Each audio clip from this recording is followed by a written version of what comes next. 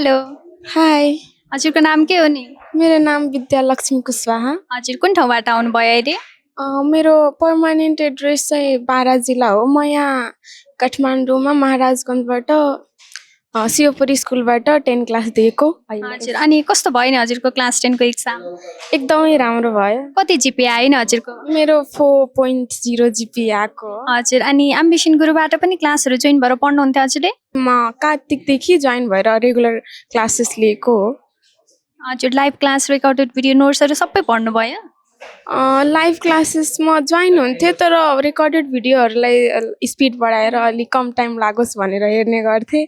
त्यसले गर्दा मेरो टाइम पनि सेभ हुन्थ्यो अनि स्कुलको पनि असाइनमेन्ट्सहरू कम्प्लिट गरेर त्यो सबैलाई म्यानेज गरेर एउटा रुटिन बनाएर अब यस्तो गर्नाले अब टाइम सेभ भयो अनि एम्बिसन गुरुले मलाई धेरै नै हेल्प गर्यो।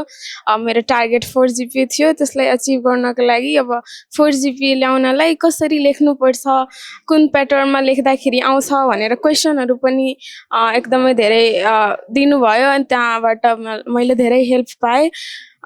त्यसले मलाई धेरै हेल्प भयो। हजुर हजुरले क्लासहरू पनि लेख्नुभयो, एकदम हेल्प पनि भयो भन्नुभयो। अब हजुरले वान वर्डमा एम्बिसन गुरुलाई डिस्क्राइब गर्नुभयो भने चाहिँ कसरी गर्नुहुन्छ होला?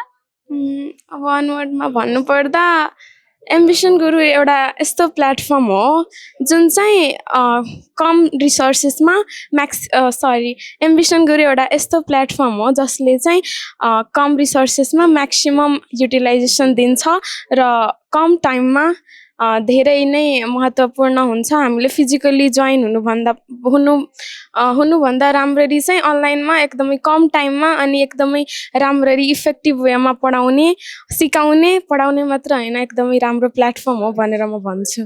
हजुर हुन्छ, थ्याङ्क यू। Thank you.